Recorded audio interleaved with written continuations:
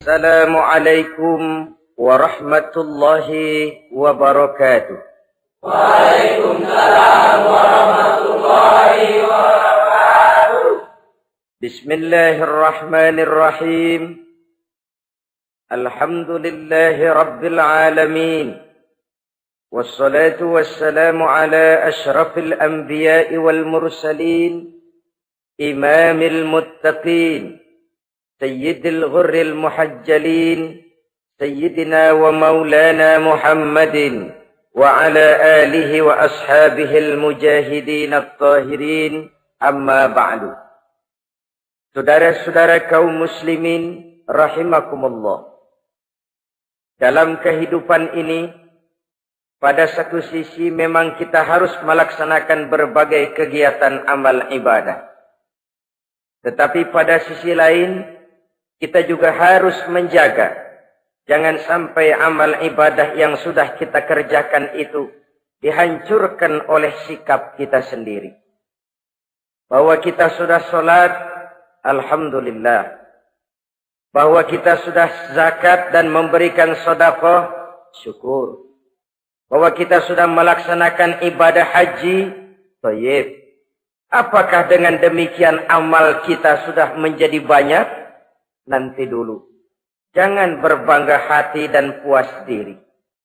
Pada kesempatan yang berbahagia ini, saya ingin menyampaikan satu hadis yang diriwayatkan oleh Imam Ad-Dailami, di mana Rasulullah sallallahu alaihi wasallam pernah bersabda, "Sittatu asya'in tuhbitul a'mal."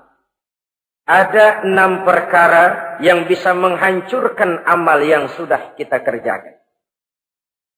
Salat yang sudah kita kerjakan itu, zakat yang sudah kita bayarkan itu, haji yang sudah kita tunaikan itu, bisa dihancurkan oleh 6 perkara ini.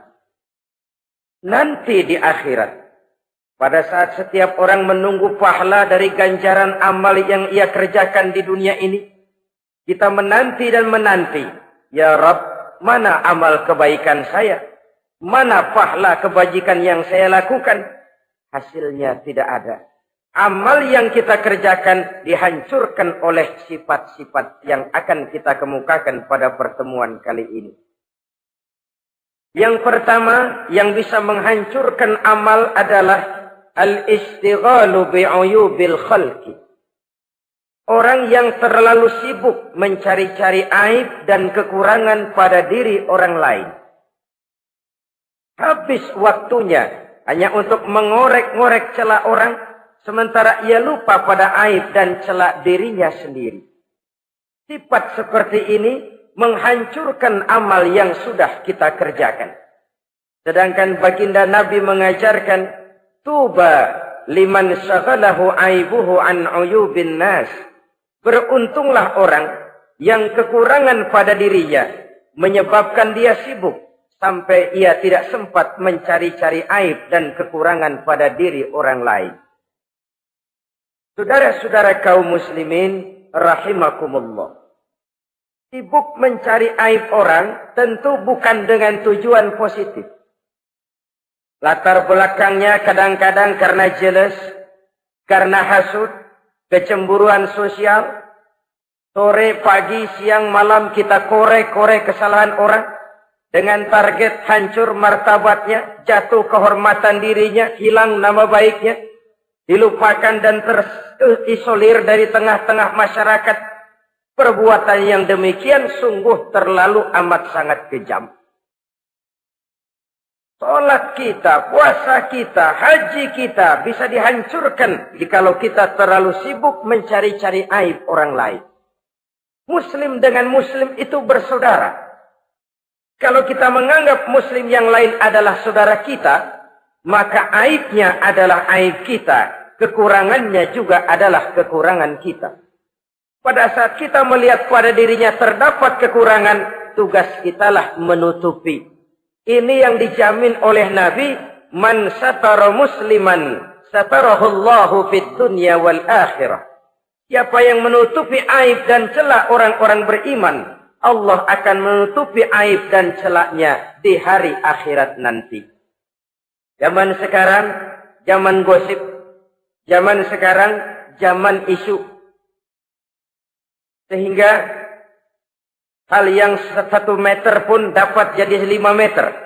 Yang 5 meter dapat saja menjadi 10 meter. Kita sibuk membumbui hal-hal yang kita tidak tahu duduk perkara yang sebenarnya. Bahkan lebih celaka, kadang-kadang kita malah sok tahu. Memberikan vonis dari sudut pandang kita sendiri. Adalah tidak bijaksana jika kita mengukur baju orang lain dengan badan sendiri. Baju orang lain kita ukur pakai badan kita. Tentu saja enggak pas. Begitulah. Terlalu sibuk mencari-cari aib orang lain. Menghancurkan amal ibadah yang sudah kita kerjakan. Na'udzubillah. Summa na'udzubillah. Kadang-kadang hadir majelis taklim di pengajian. Ngaji setengah jam, ngomongin orang 2 jam setengah. Tekor, defisit, belum bergeser dari majelis taklim. Ini kan penyakit rohani.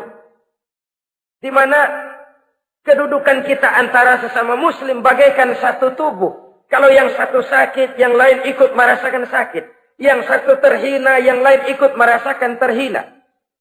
Jadi pada saat kita melihat aib orang lain, kita ceritakan di mana-mana, kita bongkar di mana-mana, tentu satu hal yang jelas, kita tidak senang kepada orang itu. Kita tidak senang kepada orang itu. Dan kalau sudah tidak senang, maka fungsi persaudaraan bisa berubah menjadi permusuhan. Oleh sebab itu, kalau ada 2 orang berselisih, boleh kita bohong untuk mendamaikan 2 orang tadi. Misalnya si A sama si B berantem nih, jengkel, marah-marahan. Saudara datang ke rumah si A. A, saya dengar kamu lagi marahan sama B. Iya itu si B, kurang ajar. Bangsat, bajingan, tengik. Pokoknya kalau ketemu, awas. Ah, saya kira sih nggak begitu. A, tadi saya ketemu B, dia bilang malah kangen sama sampean. Dia pengen ketemu, ingat masa lalu zaman sebantal berdua, sebatang rokok berdua. Dia kangen pengen ketemu. Padahal si B nggak ngomong apa-apa sama saya. Saya olah sedemikian rupa sampai si A tenang. A tenang, saya datang ke rumah B. B, katanya kamu lagi marahan sama si A. Iya tuh A, kunyuk monyet. Udahlah, pokoknya kalau ketemu dia saya hantam habis. Ah, barusan saya ketemu si A, dia bilang pengen ketemu ente. Pengen ngobrol kayak dulu, mengembalikan keharmonisan yang hilang, mengembalikan kehangatan persaudaraan yang lenyap. Si A tenang, si B adem. Kenapa? Karena bohong saya. Kesana saya ademin, kesini saya ademin. Jenis bohong seperti ini berpahala. Kenapa? Tujuannya mendamaikan orang yang sedang berselisih. Tapi kan orang bermental seperti ini jarang. Yang banyak kan tukang kompor sekarang. Taruh angetin sini, angetin murub deh. Kata sama A, lu marahan sama B. Iya, gue kesel banget sama B. Emang? Wow. Diemang-emangin. Oh, udah dah. Pokoknya gue mah kalau jadi elu takut sama si B. Gue buka celana, gue pakai rok deh. Si A panas. A panas, datang ke rumah B. Komporin lagi. Dua-duanya panas, koslet, terjadi perkelahian. Biang iblisnya tukang kompornya. Sampai untuk mendamaikan 2 orang yang berselisih. Diizinkan berdusta. Kenapa? Prinsip Islam itu Islam. Mencari jalan damai. Bukan mengeruhkan suasana. Inilah realitas di tengah-tengah masyarakat. Enakan ngomporin daripada nyiramin. Enakan manasin daripada mendamaikan 2 orang yang sedang berselisih. Apalagi kalau kita punya kepentingan. Main nimbrung aja kayak toge. Kagak ngerti urusan. Nyampur aja nyampur. Toge kan begitu. Toge ada laksa nimbrung. Ada gado-gado ngikut. Ada kredok masuk. Kagak ngerti juntrungan masalah. Main nyampur aja nyampur. Ini kan tidak objektif namanya. Nah, mental seperti ini. Wah, sholatnya khusyuk. Zakat bayar, sedekah iya.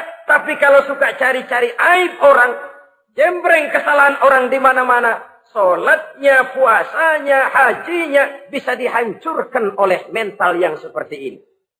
Jangan bangga-bangga, sholat saya sudah banyak, puasa saya hebat, mantap, haji saya tiap tahun mondar-mandir ke Mekah. Tapi kalau mental seperti ini masih ada, waspadalah. Amal yang kita kerjakan bisa hancur oleh mental, sikap mental kita sendiri. Ini yang pertama. Yang bisa menghancurkan amal, terlalu sibuk mencari-cari aib orang lain.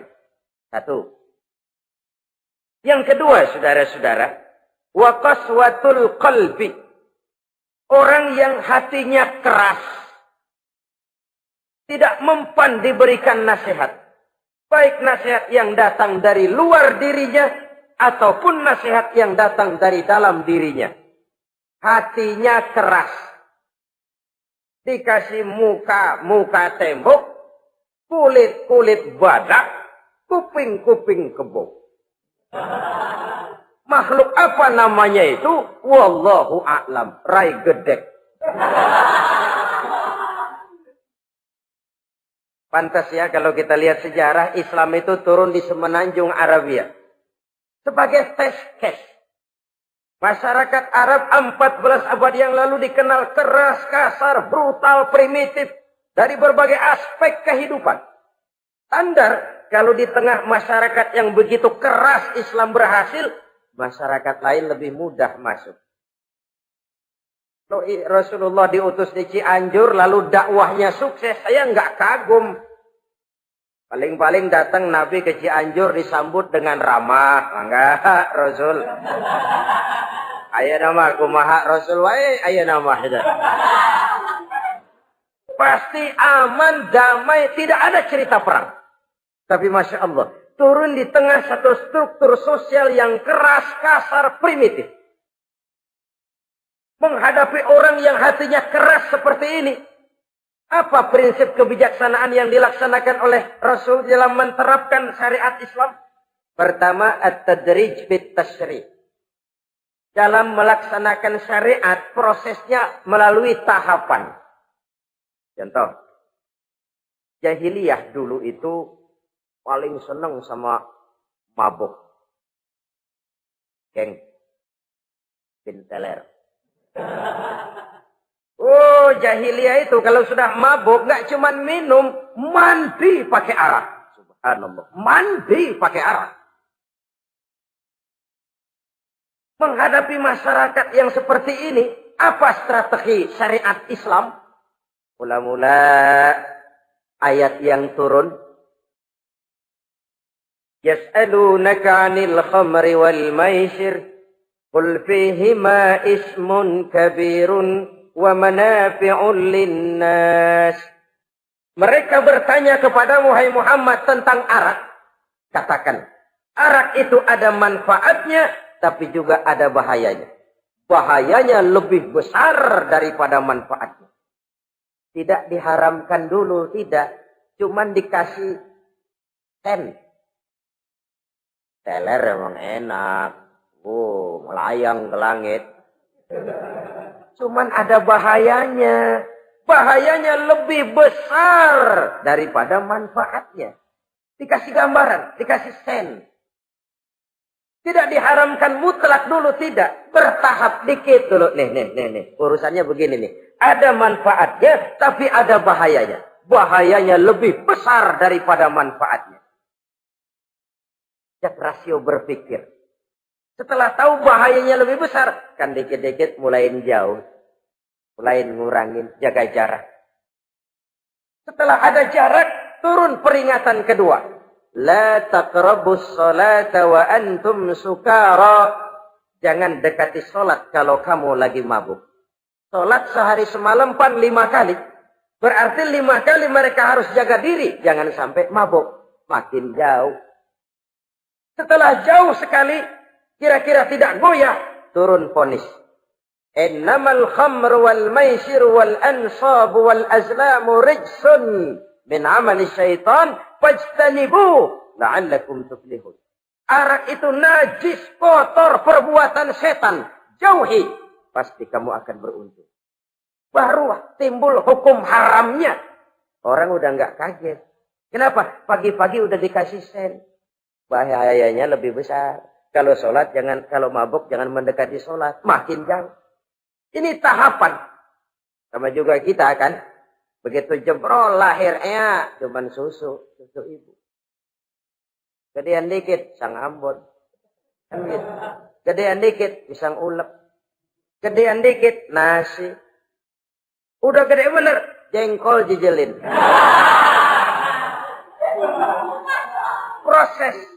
Proses. Coba bayi begitu lahir kasih pisang batu, tenggeng.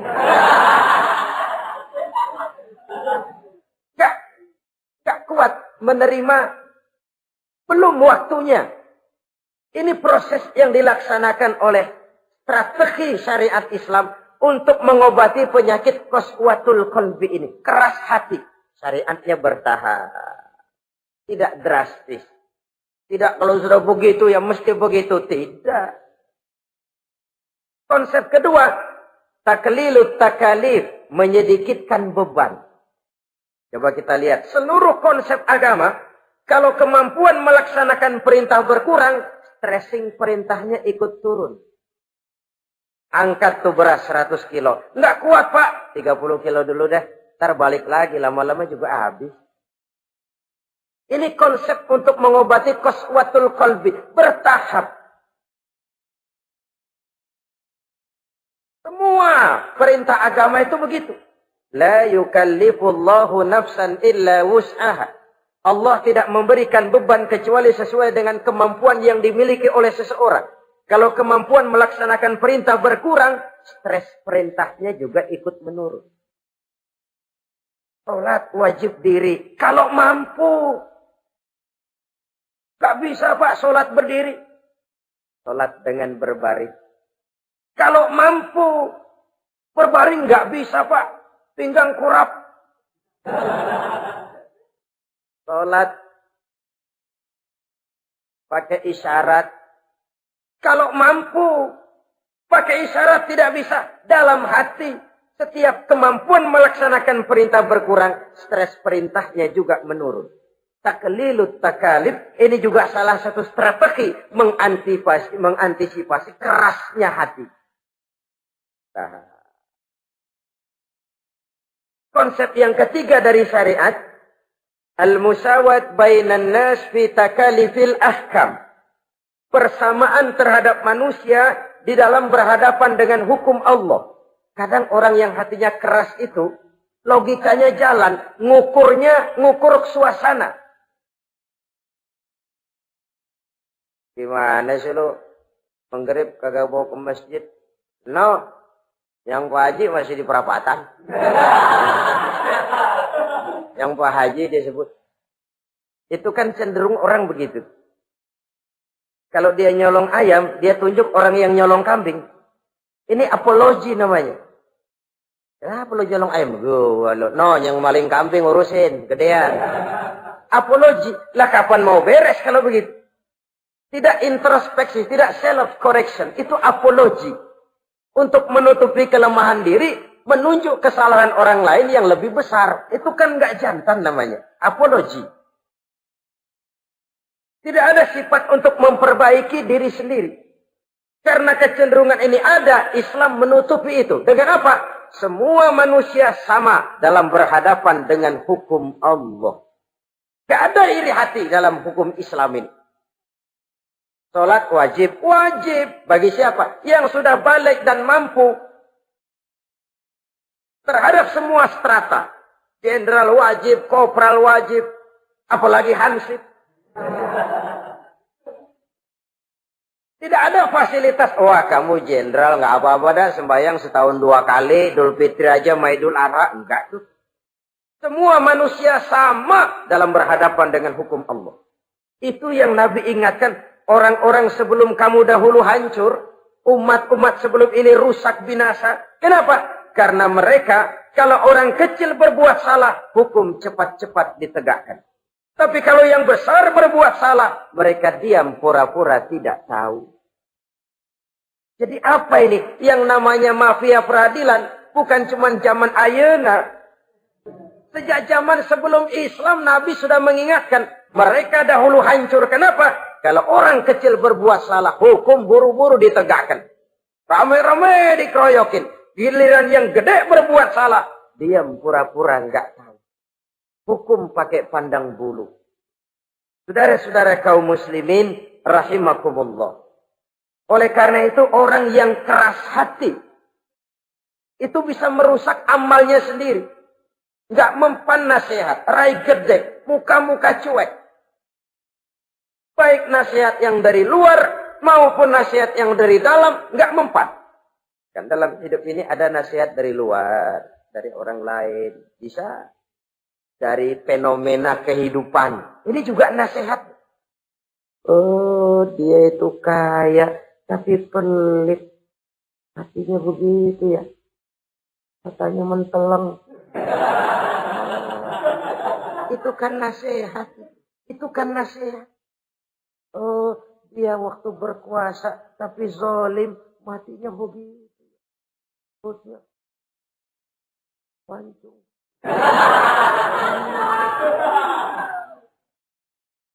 Fenomena kehidupan yang kita lihat, yang kita dengar, yang kita saksikan, itu semuanya bisa nasihat. Unzuru kaifa kana akibatul mukadzibin. Lihat kehidupan ini. Dunia ini kan sebuah sekolahan besar. Semua yang kita lihat, kita saksikan, kita pelajari, bisa jadi contoh buat kita. Orang yang bijak, yang bisa mengambil hikmah dari manapun datangnya. Baik dari yang baik, maupun dari yang tidak baik. Saudara-saudara kaum muslimin, rahimakumullah. Nasihat yang datang dari luar. Dari orang atau dari fenomena kehidupan. Atau nasihat yang tumbuh dari dalam diri sendiri. Perubahan organisme tubuh. Itu kan nasihat. Ya Allah. Sekarang cantik jelita. Iya, sedang sweet 17-an. Rambutnya hitam, ikal berderai. Iya, semua memuji. Alisnya katanya laksana semut beriring. Dagunya bak pauh dilayang. Kalau dia senyum, semua orang terpesona. Sekarang 50 tahun yang akan datang, coba senyum, kabur orang. Fenomena kehidupan. Apa yang tidak berakhir? Kenapa harus keras hati? Kita kata kita berkuasa, berapa hari kita punya jabatan? Kita kata kita kaya, berapa banyak harta kita? Kita kata kita alim, kita tahu. Apa yang kita tahu dari semesta jagat raya ini? Lalu apa yang tidak berakhir? Korun yang katanya kaya, mati itu. Fir'aun yang katanya gagah, mati. Napoleon Bonaparte, the Lion of Europe, singa daratan Eropa, mati. Saking matinya, mati.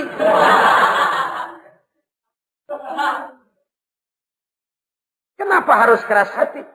Kenapa tidak melihat perubahan fenomena alam sekitar ini? Apa yang tidak berakhir? Apa yang tidak selesai? Lalu apa yang mau kita sombongkan? Kenapa kita harus keras hati? Tiga pantas dalam hadis kursi Allah menyatakan al-kibriya'u libasi. Sombong itu pakaianku. Manusia enggak pantas pakai pakaianku, kegedean. Pakaian Allah mau dipakai. Kalau Allah sombong, udah pantas aja udah. Kenapa? Kagak ada Tuhan lain selain dia. Udah pantas dia nyombong. Kita nyombong apaan? Oleh sebab itu, beruntung orang kalau diberikan hati yang lembut. Mudah menerima kebenaran. Peka terhadap kesulitan orang lain. Ringan tangan memberikan pertolongan buat mereka yang memang memerlukan. Dan enggak semua orang dikasih begitu. Enggak semua orang. Lain ya. Umar bin Khattab sikapnya keras. Tapi hatinya gampang menerima kebenaran. Nah, lain orang kayak begini. Keras sikap boleh keras. Tapi hati mudah menerima kebenaran. Wah, kalau Umar kerasnya kan luar biasa. Tapi hatinya kok gampang menerima kebenaran. Ini hidayah. Coba lihat waktu berita Rasulullah meninggal dunia. Sampaikan oleh para sahabat, Umar jengkel, cabut pedang. Siapa bilang Muhammad mati, saya tabas batang lehernya. Dia nggak siap menghadapi kenyataan. Emosinya yang jalan, bukan rasionya. Keras. Bilang deh, Muhammad meninggal. Saya tabas batang lehernya. Untung ada Sayyidina Abu Bakar. Beliau tidak bicara langsung, cuma pidato. Ayyuhan nas, man kana ya'budu Muhammadan fa inna Muhammadan qad mata. Wa man kana ya'budu Allah fa inna Allah hayyun la yamut. Hai manusia, siapa yang menyembah Muhammad, Muhammad sudah meninggal. Tapi siapa yang menyembah Allah, Allah maha hidup dan tidak akan pernah mati buat selama-lamanya. Sayyidina Umar tersentak. Subhanallah, saya salah. Bagaimanapun Muhammad hanya seorang manusia. Saya cinta dia, saya suka dia, nyawa saya pertaruhkan untuk dia. Tapi dia manusia dan saya tidak menyembah Muhammad. Ia sadar akan kekeliruannya, berlinang air matanya. Keras sikapnya, tapi lembut hatinya. Nah, yang kayak begini, bagus. Ini udah sikap keras, hati keras, yaitu tadi. Buka tembok, kulit badak, kuping kebo. Diapain aja udah nggak mempan aja udah.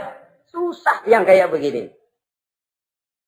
Saudara-saudara, ma'asyiral muslimin, rahimakumullah. Jadi yang kedua, yang bisa menghancurkan amal kita, orang yang hatinya keras. Wah. Yang ketiga sekarang, yang bisa menghancurkan amal kita itu, wahubbud dunya. Orang yang terlalu cinta kepada dunia. Nih, pakai kalimat terlalu. Ya. Kalau sekadar cinta kepada dunia, why not? Kita cinta anak dan istri, wajar. Kita cinta harta benda, tentu.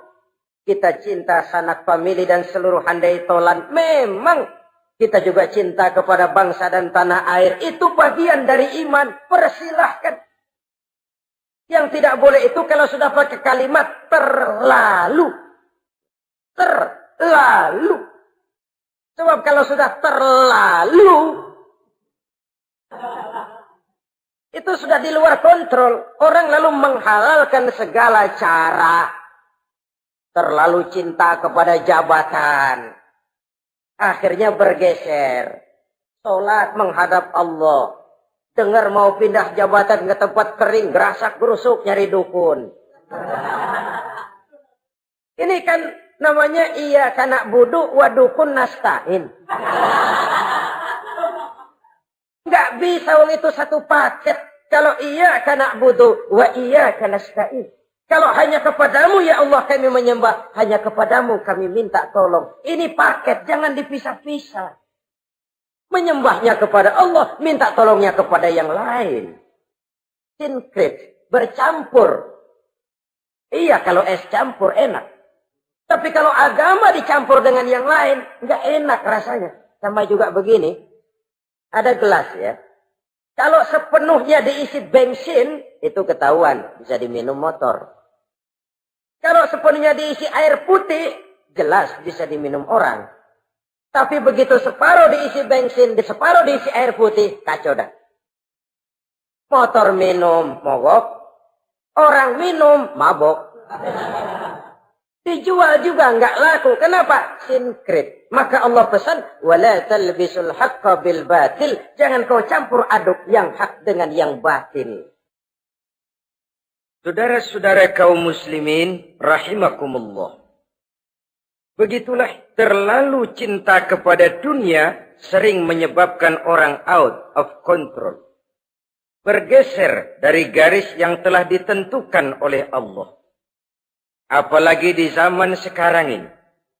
Persaingan hidup makin tajam.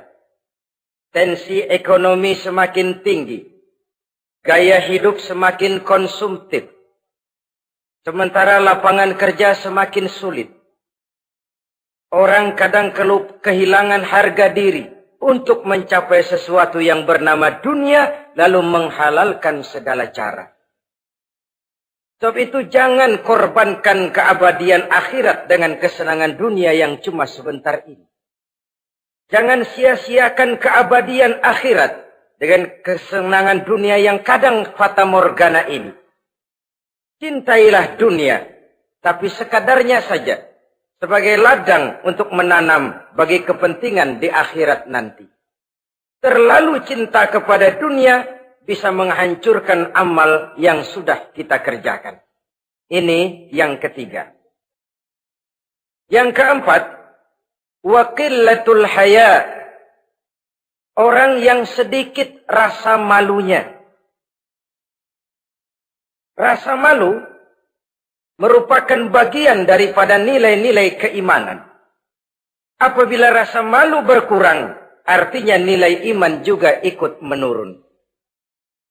Kita melihat sekarang ini banyak orang pakai pepatah Arab dalam hidup ini. Bul ala zamzam fatu'raf, kata orang Arab. Kalau kepengen terkenal, kencingi sumur Zamzam. Itu bakal ngetop ke seluruh dunia. Sumur Zamzam dikencingin.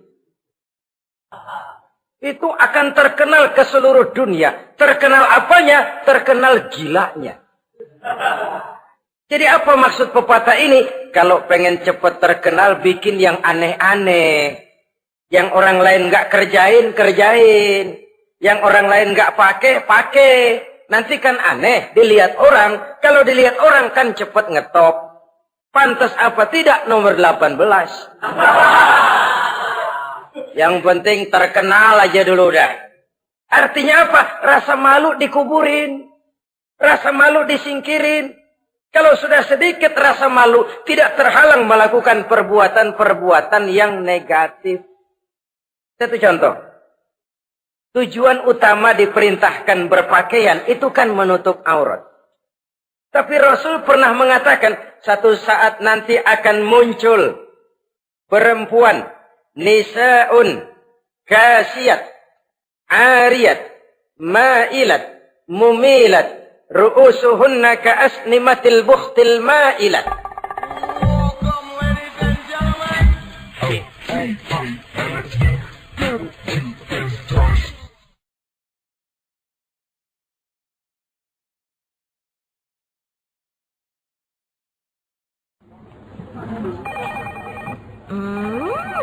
What is it? Ooh, a new chocolate product by the Integral CJ's Management. What chocolate? No, my girl. It's a new CJ's brand. Kepalanya ditata begitu rupa persis kayak punggung onta. Itu rambut lagu apa tahu deh.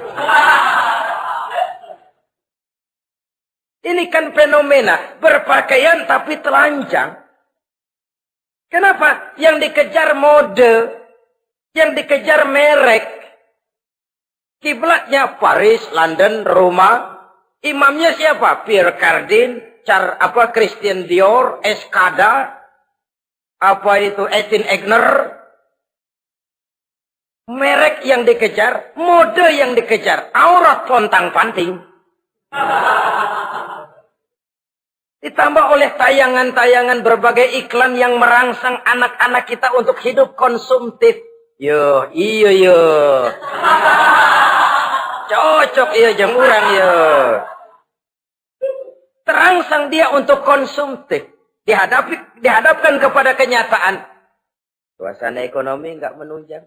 Orang tua lemah ekonominya. Dia lihat sekelilingnya ternyata yang lain juga begitu. Banyak teman senasib kumpul. Disingkirkan rasa malu. Akhirnya tukang bajai ditodong. Qillatul haya, sedikit rasa malu.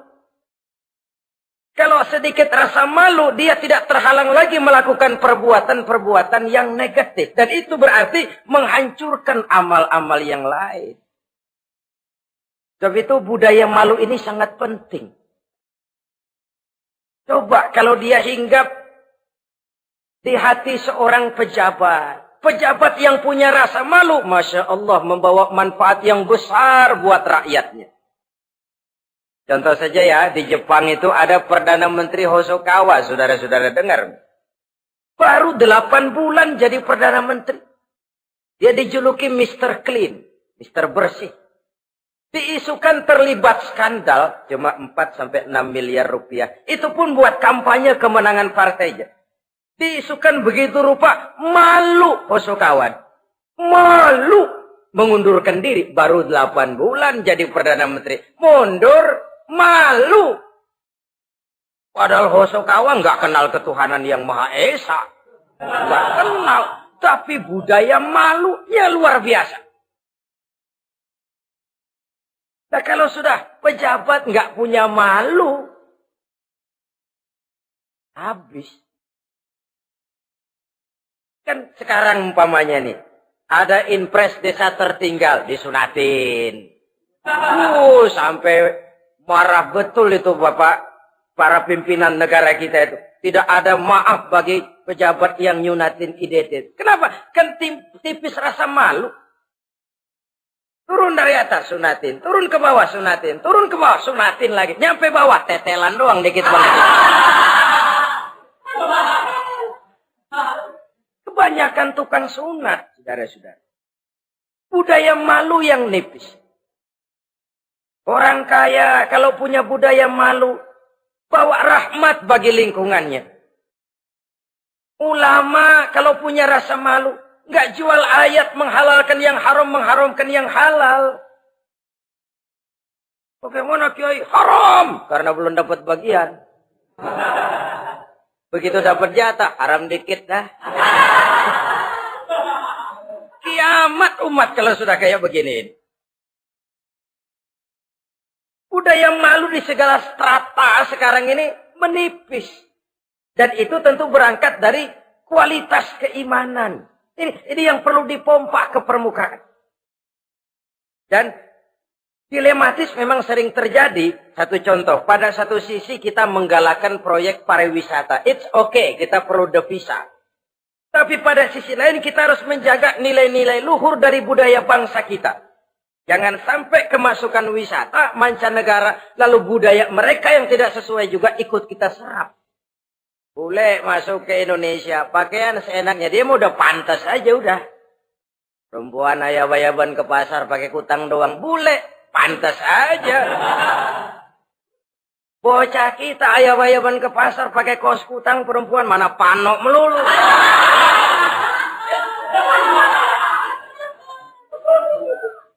Menipisnya budaya malu. Ada standar. Bahwa mode, hal kedua. Merek apalagi. Yang pertama itu menutup aurat. Dari sisi berpakaian saja. Kalau anak-anak kita diracuni oleh yang namanya mode, diracuni oleh yang namanya merek, dia akan terbuai hidup dalam alam kepalsuan. Sekarang ini hidung pesek bisa dibikin mancung. Kulit keriput jadi kencang. Operasi plastik. Pada sisi lain pengaruh duit juga luar biasa. Ya aki-aki keriput kalau habis gusuran kencang lagi. Pasaran keras lagi. Oleh sebab itu budaya malu ini perlu kita kembangkan. Supaya di semua strata sosial memiliki budaya yang namanya malu. Sederhana memang, tapi tidak semudah mengucapkannya. Sampai-sampai dijadikan taruhan, al-haya'u minal iman. Rasa malu itu bagian daripada iman. Dan malu yang tertinggi, kalau sudah punya malu kepada Allah, itu puncak. Puncaknya di situ. Kalau cuma malu sama mertua, ngaling aja dikit, dia kagak tahu. Kalau cuma malu kepada petugas keamanan, terlalu banyak tempat yang mereka nggak lihat. Tapi kalau sudah budaya malu kepada Allah, tidak sejengkal tanah pun terhalang dari pengetahuan Allah. Ini nantinya juga punya pengaruh sosial. Sosial kontrol sekarang juga sudah renggang. Dulu kalau ada hal yang dianggap aib, satu kampung tahu. Malunya selebar awak. Sekarang budaya hidup sudah individualis. Tetangga mau apa kayak cuek aja udah. Akhirnya orang anteng lah. Nggak apa-apa ini dah tenang aja dah. Besok begitu aja lagi. Sosial kontrol juga sudah agak renggang sekarang ini. Kalau dulu orang punya rasa sosial kontrol yang begitu dekat. Oleh sebab itu, budaya malu merupakan bagian daripada iman. Orang yang sedikit rasa malunya bisa lepas kontrol. Kalau dia sudah lepas kontrol, dia bisa melakukan hal-hal yang merusak amal perbuatannya sendiri. Oleh karena itu, pada pertemuan kali ini, saya juga mengajak, mari kita tumbuh kembangkan budaya malu ini. Saudara-saudara kaum muslimin, rahimakumullah. Yang kelima, yang bisa menghancurkan amal kita, watulul amal. Orang yang terlalu panjang angan-angannya. Hidup dalam bayangan. Kakinya tercabut dari alam realitas. Mengharap burung terbang tinggi, tapi punai di tangan cepat-cepat dilepas. Akhirnya burung di tangan terlepas, punai juga tidak datang. Terlalu panjang angan-angan. Hidup cuma nunggu keajaiban. Yang diwiridin jikalau. Orang sudah kemana-mana dia masih anteng. Jikalau andai kata umpama misalnya. Islam bukan agama orang pemalas yang selesai sholat lalu berpangku tangan. Ada orang yang cuma sujud saja rezekinya mengalir. Ada. Ada orang yang cuma munajat di keheningan malam. Rezekinya mengucur. Ada. Tapi kan bukan kelas kita. Itu kelas antara dia dengan Allah, tidak ada jarak lagi. Orang-orang yang batinnya bersih. Doanya didengar. Permohonannya dikabulkan. Permintaannya cash. Kalau kita bisa bayang cuma nada doang, nggak mau usaha, paling banter orang undang tahlil kita.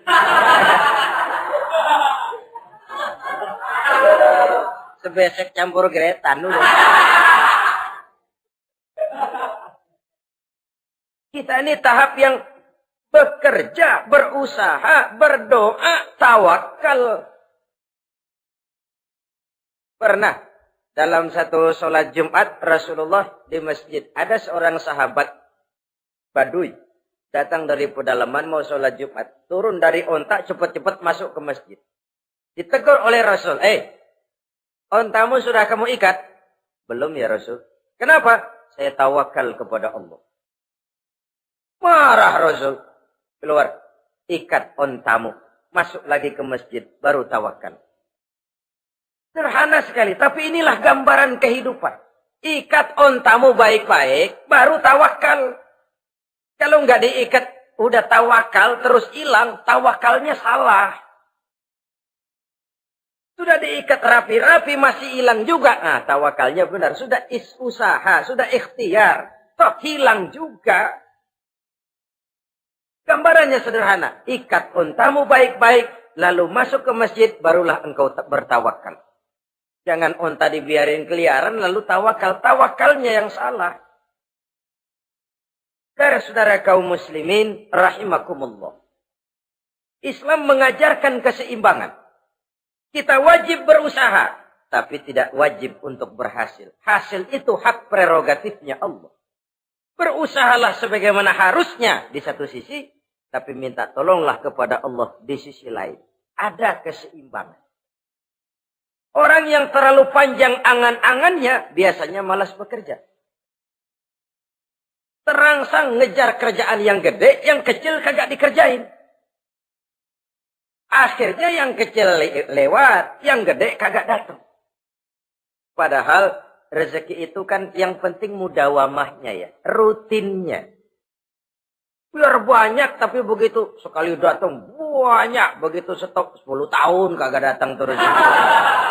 Sengsara juga.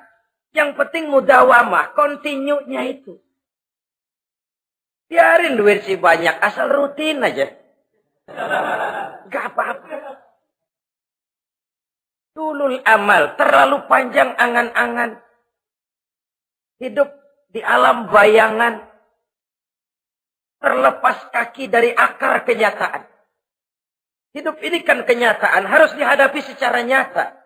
Islam ini agama yang wajar. Hiduplah secara wajar. Jangan melakukan sesuatu yang memang bukan makom kita di situ. Artinya apa? Kalau memang kita cangkir, lalu minta air seember, kan lebihnya mubazir. Cangkir minta air diisiin seember. Buat apa lebihnya? Bukan makom kita. Jangan tercabut dari akar kenyataan. Siapa sih kita ini? Jangan ibadah baru ala kadarnya, sikap udah kayak wali. Iyalah kalau wali cuma sujud, permohonannya makbul. Kenapa? Dia dengan Allah itu nggak ada jarak. Kita, lapisan dosa kita yang bikin jarak. Makanya sering dijelaskan ya. Kalau ada hadis, siapa yang baca Bismillahirrahmanirrahim, dia lewat di atas air, beku itu air, dia bisa jalan di atas air. Bismillah saja bisa jalan di air. Tapi kan soalnya kemudian, Bismillahnya orang yang bagaimana? Model kita, maaf lah, 1000 kali baca Bismillah, lewat di empang, tenggelam kita. Bukan Bismillahnya yang lain. Yang baca mentalnya, pribadinya yang lain. Makom kita belum di situ. Kalau memang makom kita masih harus berusaha.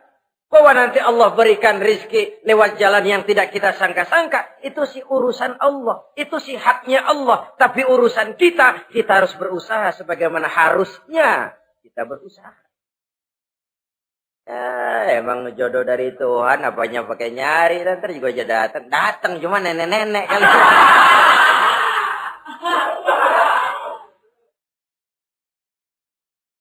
Bekerja, berusaha.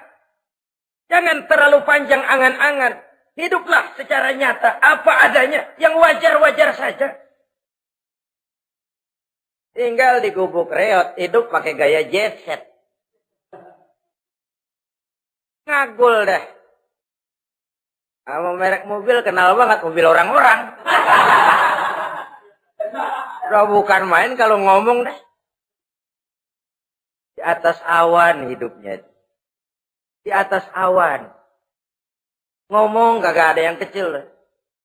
Gak pakai juta udah. Miliar. Triliun. Ngerokok tetap aja ngombe.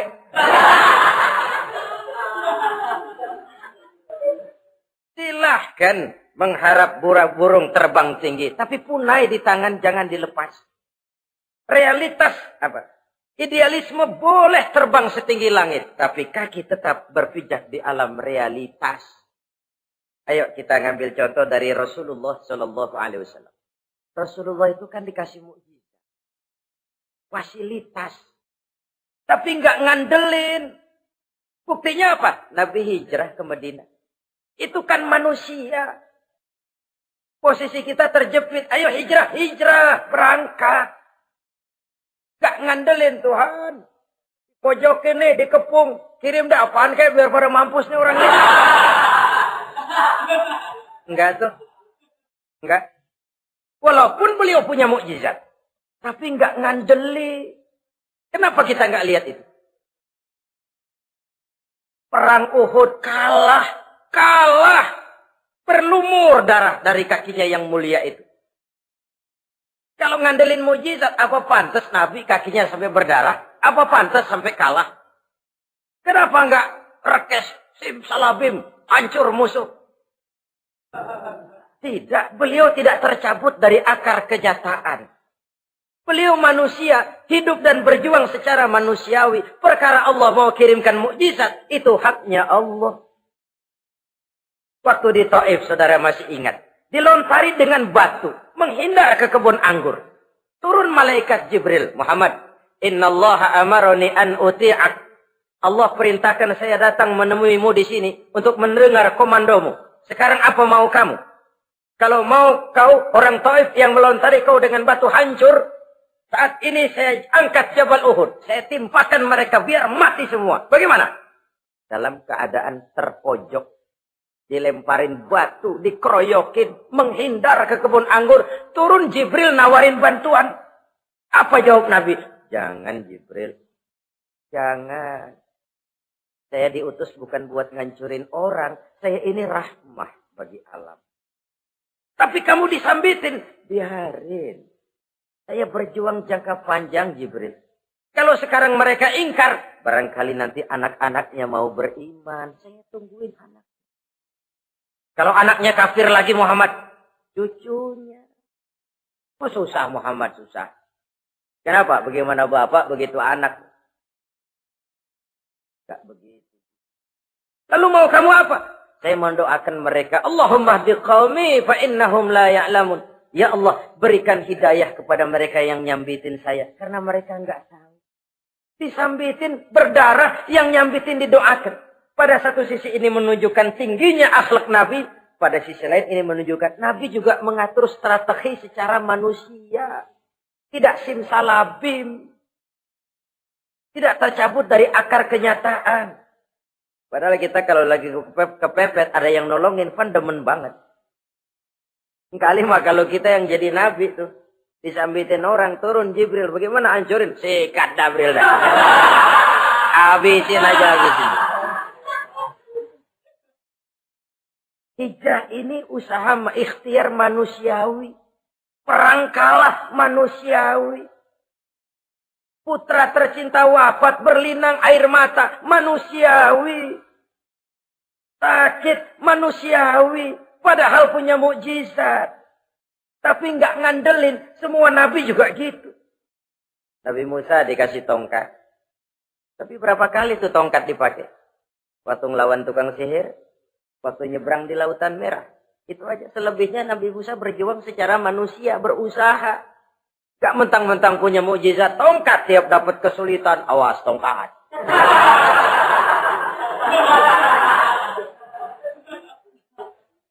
Utuh manusiawi. Nah, ini Rasul. Kenapa kita nggak lihat itu? Kenapa kita lalu tercabut dari akar kenyataan dan hidup dalam khayalan?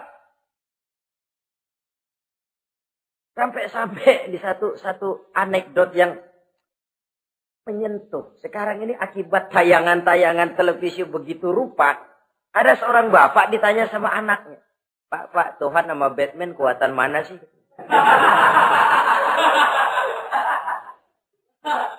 Logikanya sudah dipenuhi oleh gambaran Batman. Bahwa Batman itu kuat, gagah, menolong yang lemah. Timbul logika. Kuatan mana sama Tuhan? Gitu. Pengaruh yang dia lihat itu membentuk opini. Sama juga sekarang coba lihat ibu-ibu. Kalau udah Cassandra, itu masakan ditinggal tuh angus di dapur. Angit tuh tempe juga. Saudara-saudara kaum muslimin rahimakumullah. Begitulah yang kelima yang bisa menghancurkan amal kalau orang terlalu panjang angan-angan. Hiduplah secara wajar karena Islam memang agama yang wajar. Jangan melakukan sesuatu yang memang bukan makom kita di situ. Jangan melakukan sesuatu yang memang bukan posisi kita di situ. Kullun ya'mal ala syakilatih. Jangan minta ayam menggonggong. Jangan minta kambing mengeong. Bukan bagiannya. Bukan bidangnya. Sama juga orang ngomong, apaan mubalik kerjanya ngomong doang. Sekarang kan zaman pembangunan. Mana ada mubalik ngurus irigasi. Nah, kalau mubalik ngurus irigasi, apa lurah mau ngajar fikih? Jangan tercabut dari akar kenyataan. Toh prinsip modern saja mengajarkan the right man on the right job. The right man on the right place. Orang harus ditempatkan sesuai dengan bidangnya. Jangan tercabut dari akar kenyataan. Inilah kita dan inilah yang harus kita lakukan. Hidup ini kenyataan. Hadapilah secara nyata. Perkara Allah mau membuat yang lain, itu hak prerogatif Allah. Bukan urusan kita. Yang terakhir saudara, yang keenam yang bisa menghancurkan amal kita. Wa zalimun la yantahi. Perbuatan zalim yang tidak sanggup dihentikan.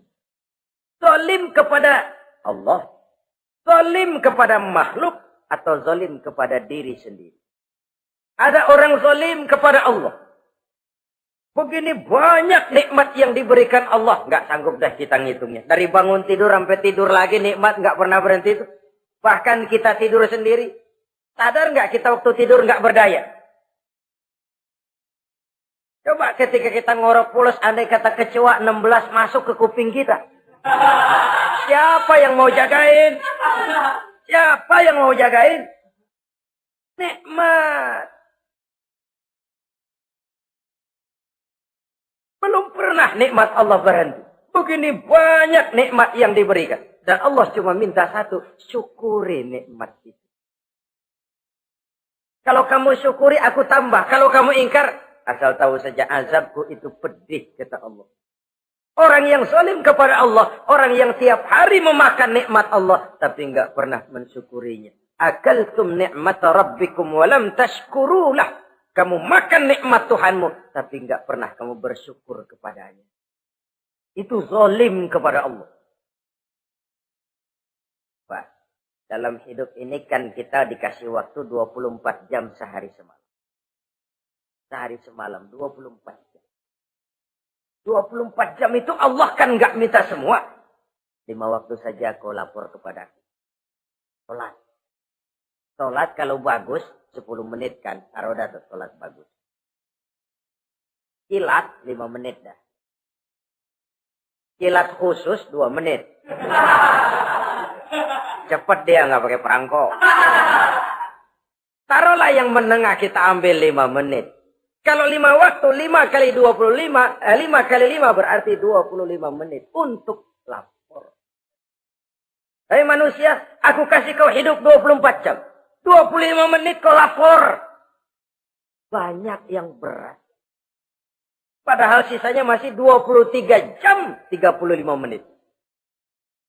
Wah, gambaran ini. Zalim kepada Allah.